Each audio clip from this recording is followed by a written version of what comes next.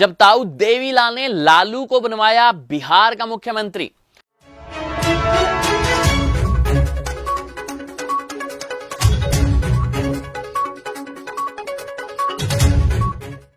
बिहार की राजनीति में लालू यादव का उदय होना किसी करिश्मे से कम नहीं है। विद्यार्थी राजनीति के बाद लालू यादव लगातार अपना प्रभाव छोड़ रहे थे। 90 के दशक में लालू यादव जनता पार्टी के कई बड़े किरदारों के चहेते बन गए थे। इनमें से चौधरी देवीलाल भी एक थे। चौधरी देवीलाल तब उप प्रधानमंत्री थे और पद के लिहाज से वे सरकार में दूसरे नंबर पर थे। खैर, लालू यादव के बिहार का पहली बार मुख्यमंत्री बनने के पीछे एक बड़ी दिलचस्प घटना है। साल 1989 तक लालू यादव बिहार में विपक्ष के नेता रहे। 1989 के अंत में हुए लोकसभा चुनाव के दौरान लालू यादव ने विपक्ष के नेता पद से त्याग पत्र दे दिया। त्याग पत्र देकर लालू यादव छपरा से सांसद बनने में कामयाब हो गए। 4 महीने बाद ही मार्च 1990 में बिहार विधानसभा के चुनाव थे। ऐसे में लालू यादव के लोकसभा का चुनाव लड़ने पर सब हैरान थे। करशन ठाकुर अपनी किताब बंधु बिहारी में लिखते हैं कि लालू यादव को यह अच्छी से मालूम था कि बिहार विधानसभा चुनाव अभी दूर है। उस अवधि के दौरान कई दुर्घटनाएं बाधा उत्पन्न कर सकती हैं, कई वफादार भी बदल सकते हैं। लालू यह भी जानते थे कि क्या गारंटी थी कि जनता पार्टी में शामिल वे लोग उन्हें सिर्फ इसलिए मुख्यमंत्री बना देंगे क्योंकि वे विपक्ष के नेता हैं। खैर, 1990 में चुनाव हुए। जनता दल ने अपने बलबूते पर ही 324 में से 132 सीटों पर जीत हासिल कर ली।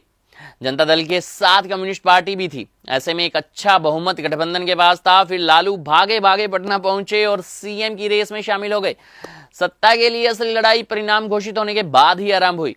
लालू को लग रहा था कि वे विधानसभा में विपक्ष के नेता रह चुके हैं और पीएम विश्वनाथ प्रताप सिंह के विश्वास पात्र भी हैं, इसलिए सीएम का पद उन्हें थाली में परोस कर दिया जाएगा। पर ऐसा नहीं था। मांडा के राजा यानी कि वीपी सिंह अब लालू के साथ नहीं थे। वे एक दलित नेता को बिहार की कमान सौंपना चाहते थे। वीपी सिंह की दलील थी कि लालू तो बिहार विधानसभा के सदस्य भी नहीं है, ऐसे में तो उन्हें मुख्यमंत्री बनाने का प्रश्न ही नहीं उठता है।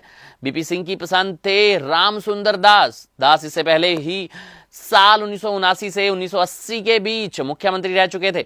राजनीति में कदम रखने वाले पूर्व प्रधानमंत्री चौधरी चरण सिंह के बेटे अजीत सिंह ने भी वीपी सिंह का समर्थन किया। ऐसे में वीपी सिंह ने रामसुंदर दास को विधायक दल का नेता चुनने के लिए अजीत सिंह को पटना भेज दिया।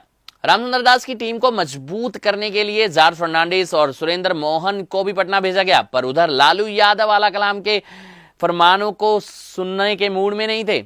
जी हां, लालू जनता दल की गुटबाजी का सहारा लेकर एक गहरी चाल चल चुके थे। उन्होंने विधायक दल का नेता चुनने के लिए चुनाव कराने की मांग कर दी।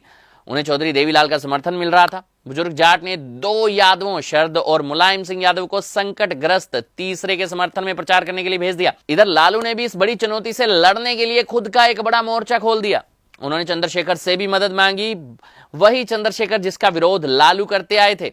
पर लालू ने विरोध करते हुए भी निजी रिश्ते बनाए रखने की नीति अपनाई थी, जिसका फायदा उन्हें मिला। चंद्रशेखर को मनाने के लिए लालू ने उनके दर पर जाकर कहा, ये राजा हमारी संभावनाओं को खत्म करने पर तुला हुआ है। उन्होंने लगभग एक छोटे बच्चे की तरह शिकायत की, कृपया हमारी मदद कीजिए वरना वीपी सिंह अपने आदमी को बिहार का मुख्यमंत्री बना देंगे। वीपी सिंह के ध्रुव चंद्रशेखर ने लालू को आश्वासन दे दिया। जिस दिन नेता के चुनाव के लिए जनता दल के विधायक की बैठक थी, वहां अचानक मुख्यमंत्री पद के 2 के बजाय 3 दावेदार प्रकट हो गए। रघुनाथ झा चंद्रशेखर के 3 उम्मीदवार के रूप में दौड़ में शामिल हो गए। निसंदेह वे मुख्यमंत्री पद के गंभीर उम्मीदवार नहीं थे। वे वहां सिर्फ विधायक दल के वोटों का विभाजन करने आए थे ताकि लालू यादव को फायदा हो सके।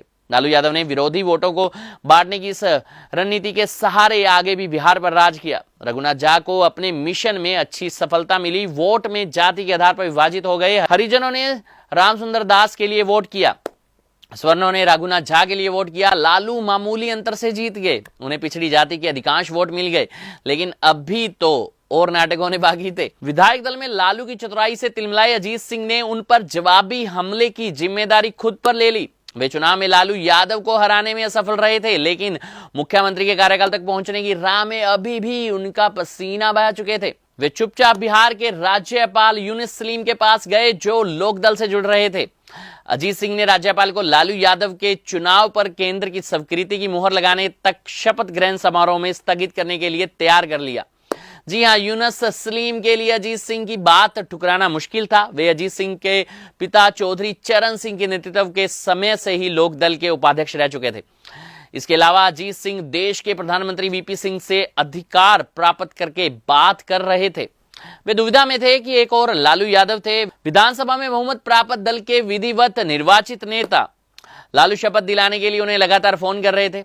राज्यपाल ने बीच का आसान रास्ता निकाला और दिल्ली की उड़ान भरने का निर्णय ले लिया। लालू यादव को किसी प्रकार राज्यपाल की योजना की हवा लग गई और वे उनके पीछे हवाई अड्डे तक पहुंच गए। रास्ते पर वे ड्राइवर को एक्सीलेटर दबाने के लिए बोलते रहे और राज्यपाल को कोसते रहे। इस गवर्नर को राइट और रॉन्ग और ड्यूटी समझाना पड़ेगा।